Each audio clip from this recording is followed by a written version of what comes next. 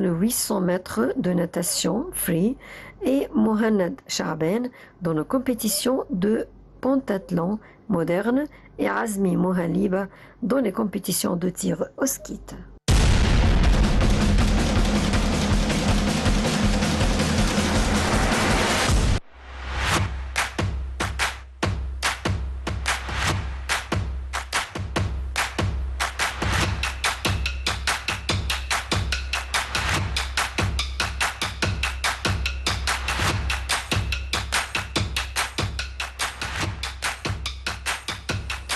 La natation synchronisée, un sport surprenant. Il s'agit d'un tableau artistique, d'une grande synchronisation entre une équipe qui agisse comme une seule personne, en duo ou en équipe. Un travail acharné de la part des familles, de la part des sirènes, si on peut le dire, des joueuses, et de la part de l'équipe technique et de la part des entraîneurs. Un mode de vie, un style de vie à part. Et il faut dire que l'équipe, la sélection égyptienne de la natation synchronisée ont remporté la Coupe du Monde et finalement elles sont qualifiées pour les Jeux Olympiques de Paris en 2024. Aujourd'hui, nous avons le plaisir d'avoir avec nous une sirène au studio, une joueuse, une nageuse et une championne, si on peut le dire. Il s'agit de Amina Tariq Ali, qui est avec nous ici au studio et une des filles qui sont qualifiées pour les Jeux Olympiques 2024. Amina Tariq Ali, bonjour et bienvenue avec nous. Bonjour. Alors, Amina, c'est un sport quand même pas commun, c'est un sport qui est difficile, avec un rythme de vie extrêmement difficile, qui vous implique dans une vie où c'est une continuelle course contre la montre. Alors, pourquoi le choix de la natation artistique et comment vous vous y prenez pour pouvoir aménager tant d'efforts? Quand j'étais très jeune, à 6 ans, j'allais au club, je joue et une fois j'ai vu les filles qui jouaient la natation synchronisée et c'était une choc car j'ai dit à ma mère je veux essayer ce sport. Alors elle m'a dit ça va et après un peu du temps, je suis impliquée dans le sport et j'ai commencé ma journée.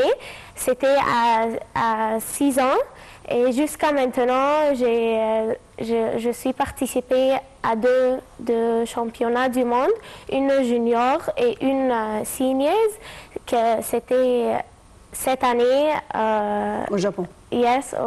Oui, au Japon.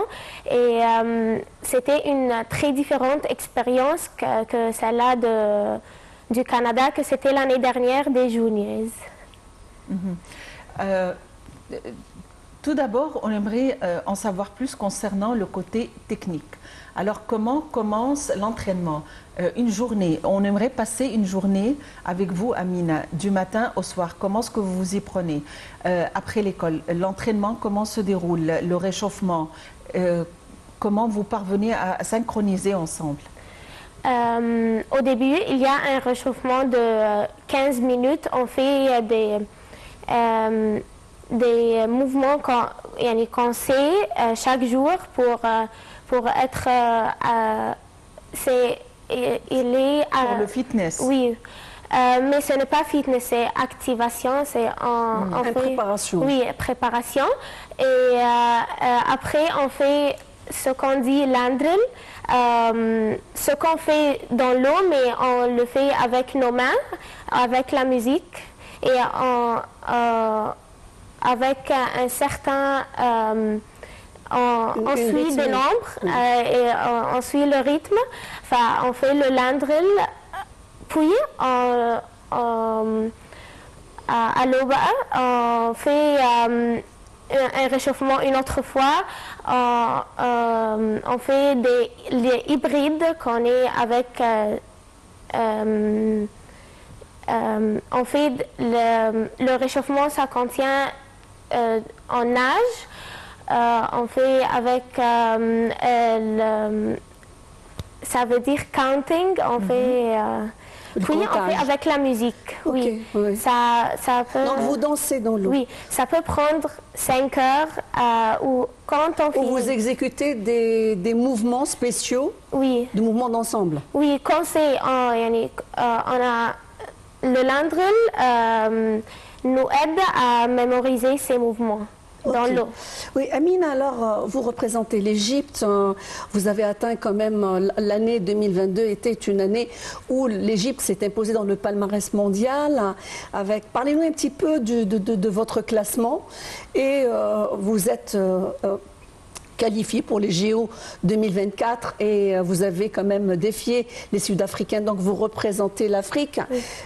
Le classement général, votre classement général et quelles sont les épreuves pour la JO 2024? Je veux dire quelque chose. Ce classement, le début de classement était à Suma Bay, le championnat qui était, le Coupe du Monde qui était au Rada. On a pris une médaille d'argent dans le team free, qu'on dit. Puis on a pris cette médaille pourquoi? Car on a fait un nouveau système qui nous a aidé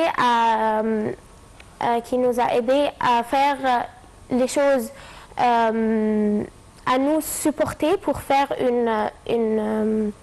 Réaliser une danse. réaliser une danse et faire quelque chose inattendu. Oui. Puis au Japon, Dans on les a- épreuves techniques donc. Oui. Dans la technicité. dans la Ou technicité. dans l'artistique. Non, dans la technicité plus. L'artistique, il n'a pas changé. La technicité, le système a changé. Alors ce système nous a aidé à s'améliorer. Au Japon, on a pris, on était à la 10e place. C'était inexplicable, c'était incroyable. La première fois, nos entraîneuses ont crié et pleuré, c'était quelque chose de très bon. Et je crois qu'on est qualifié et bien, on est bien.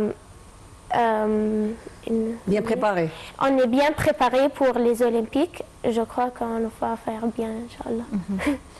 Oui, alors pour pouvoir performer, il faut vivre dans un style particulier. Vous devez appliquer ou adopter un style particulier au niveau de l'alimentation, des heures du sommeil, le mode de vie. Alors comment c'est tout ça et la vie sociale aussi? Avec l'école ou l'université, il y a c'est très difficile car l'entraînement c'est peut-être 5 heures. Alors il n'y a pas une vie sociale. Si tu peux le faire, mais c'est très difficile car après l'école on doit aller à l'entraînement et puis on doit étudier pour les examens ou étudier pour quelque chose très important. Alors il n'y a pas espace pour avoir une vie sociale, mais si tu aimes la natation synchronisée, ça va être tout ça, ça va être bien. Ce n'est pas quelque chose qui... Amina Tariq Ali, une championne de natation synchronisée qui va représenter l'Égypte parmi l'équipe aux Jeux Olympiques à Paris 2024. Nous allons continuer notre entretien avec elle dans quelques instants. À tout de suite.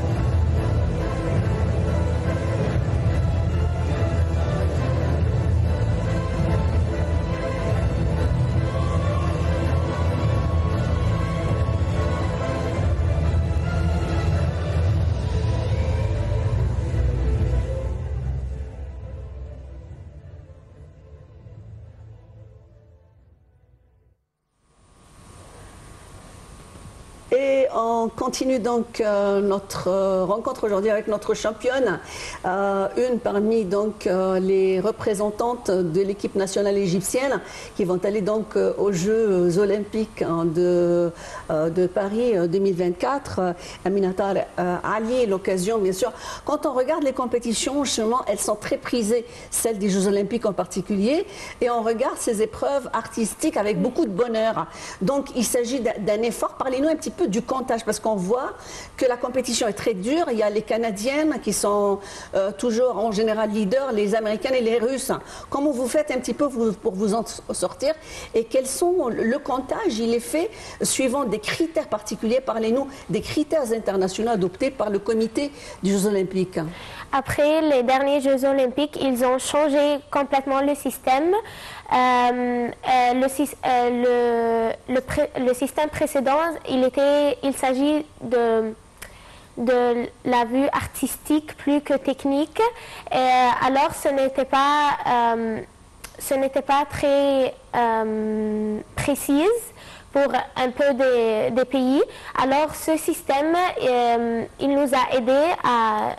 C'est des mouvements. Oui. Vous parlez de mouvements que vous devez respecter. Oui. Combien de mouvements? Non, il y a plus.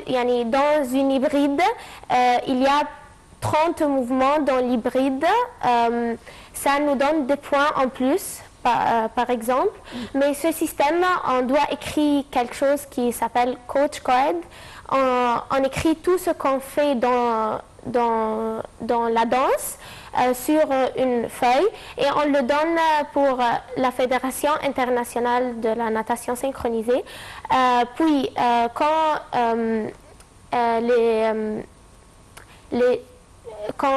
le comité olympique accepte ça. Oui, et quand on fait la danse dans le championnat, les juges, elles voient si on a suivi ce qu'on a écrit ou non. Sinon, on perd beaucoup de points et on ne place pas, car vous êtes oui, ils nous tranchent beaucoup de points. Mais si on le suit, ça nous donne un avantage d'améliorer plus que ça vous donne des points. Oui. Au Japon, on a gagné beaucoup de pays qui prennent des médailles, comme l'Italie, le Canada, et l'Ukraine. Vous avez battu donc. Oui, oui, et on a aussi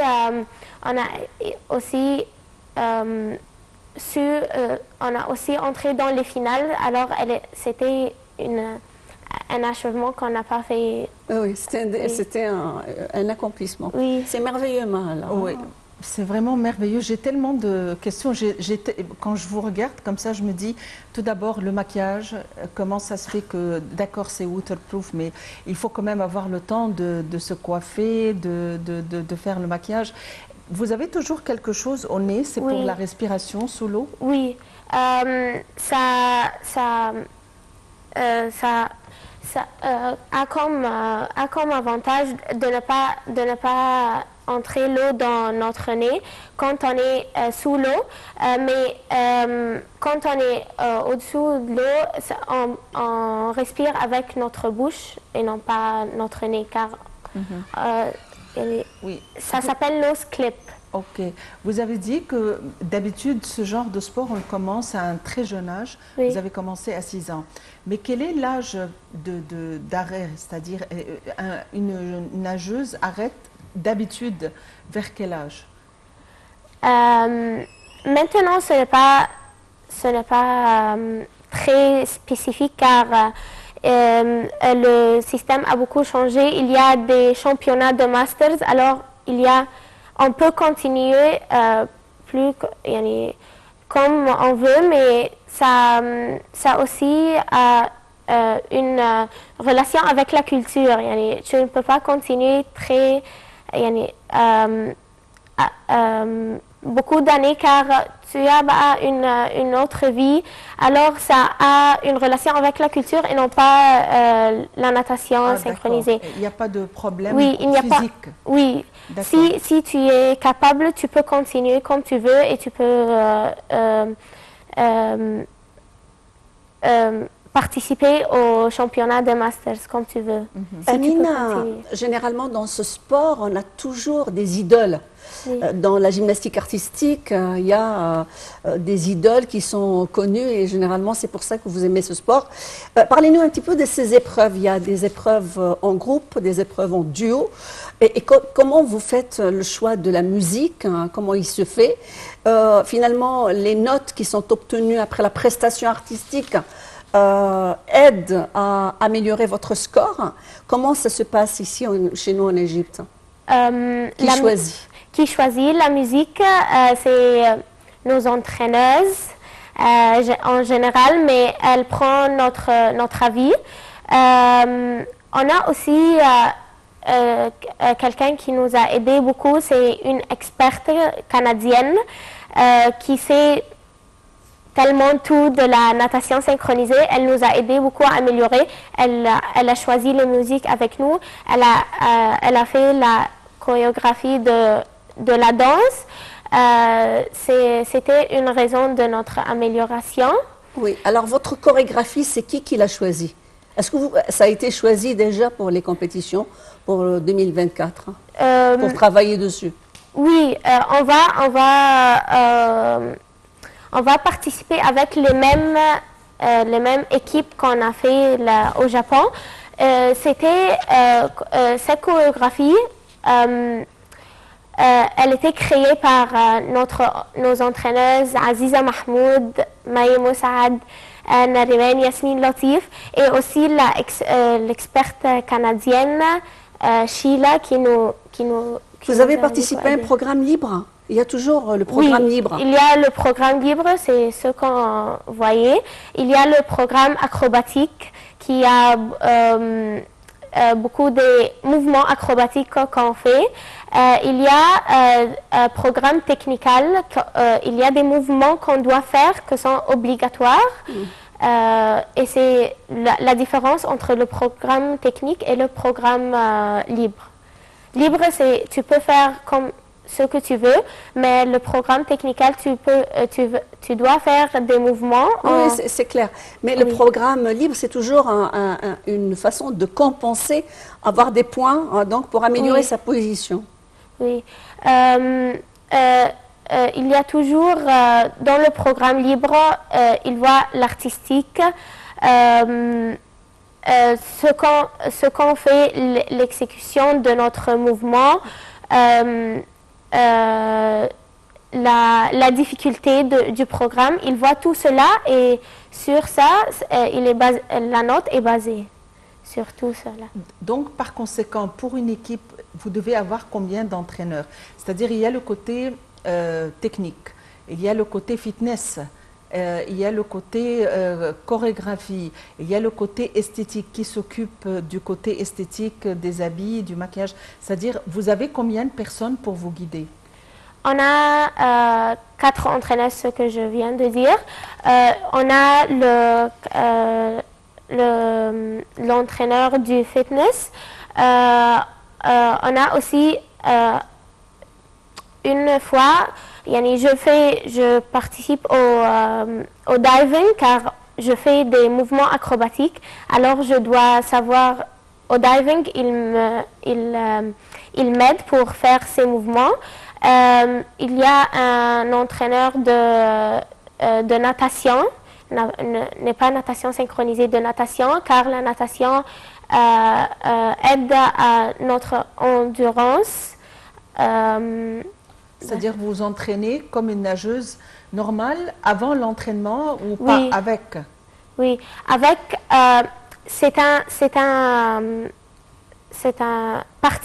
une partie de l'entraînement. On doit nager pour avoir la respiration. Oui. On doit Alors, Amina aussi, il y a un côté qui paraît extraordinaire. C'est toujours dans cette question de... il y a des championnes du monde dans cette discipline. Vous allez être confronté à quelle équipe et quelle équipe vous redoutez en somme et vous faites donc, vous vous préparez pour pouvoir... Et est-ce que vous pouvez... avoir donc l'espérance de décrocher la médaille d'or pour ces Jeux Olympiques? Pour nous, c'était toujours, il y avait une compétition entre nous et Australie car on était dans le même niveau, mais ce championnat au Japon, elle nous a changé la perspective. On a gagné à des pays qui ont pris des médailles dans les Jeux Olympiques. Alors, on ne sait pas ce qu'on va faire ce n'est pas très précis ce qu'on va faire dans les Jeux Olympiques, mais pour accrocher la médaille d'or, ça va être très difficile. Et je ne crois pas que ça va être ces Jeux Olympiques. Non, je pense que vous devez y croire. Oui. À quoi est-ce que vous attendez? À quel résultat? À quelle médaille? On veut... nous espérons que la 5e place, car ça va être quelque chose d'incroyable aussi. Oui. On est toujours... La compétition est très dure. La compétition est très dure dans les Jeux Olympiques et on a pris une image dans les championnats du monde au Japon car c'est la deuxième championnat difficile après les Jeux Olympiques. C'est une simulation. Amina, est-ce que ça vous arrive parfois de regretter ce mode de vie, de dire j'en ai assez, je voudrais vivre comme les autres adolescentes, je veux sortir, je veux partir, je veux manger ce que je veux?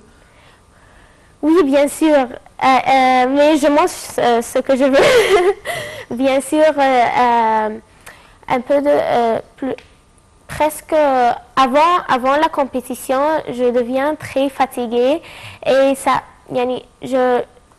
je pense un peu si je n'ai pas joué la natation depuis ce jeune âge, qu'est-ce que j'allais faire?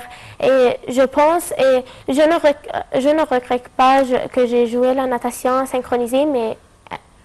Alors, Amina, il ne faut jamais regretter. Épuisé. Vous êtes les perles, pas nos sirènes, mais vous représentez votre pays. Je pense que c'est quelque chose. C'est un très, très grand exploit que vous avez réalisé. Et moi, je pense qu'il faut y croire dans cette médaille d'or. Oui. Vous pouvez vraiment la décrocher. Merci. D'avoir été parmi nous aujourd'hui. Ça nous a réchauffé le cœur. Évidemment, Amina Tariq Ali, merci d'avoir été parmi nous. Merci on est fiers de vous, on est fiers de votre équipe, on est fiers de vos familles qui vous tiennent, vous et les autres joueuses. On est fiers de vos entraîneurs. Et donc, nous sommes conscients que c'est une vie difficile, mais quand on est distingué, quand on est différent, alors il faut vraiment faire beaucoup d'efforts et vous allez avoir le résultat finalement. Et comme l'a dit Nawal, il faut croire, au résultat. Et on est sûr, puisque vous êtes champion du monde, vous pouvez décrocher une bonne place aux Jeux Olympiques. On va vous suivre et on est très fiers de vous. Je veux donner aussi 1000 merci à tous ceux qui nous ont supportés et 1000 merci à le président de la Fédération égyptienne de la natation, l'ingénieur Yasser Idriss et le trésorier Hicham El Amri. Ils nous ont beaucoup aidés à améliorer et à achever ce résultat incroyable. Alors, merci. Merci et bravo. Bravo à vous. Bon, Nawal, on a terminé en beauté avec, avec beaucoup d'espoir. Beaucoup d'espoir avec cette beauté, ce côté artistique. Et c'est vraiment beaucoup de résilience, beaucoup de courage aussi. Et on va les suivre de pas à pas et ça va être... On va le faire. Oui. Merci. Reste à vous remercier pour votre fidélité et à vous souhaiter une excellente fin de journée. Au revoir.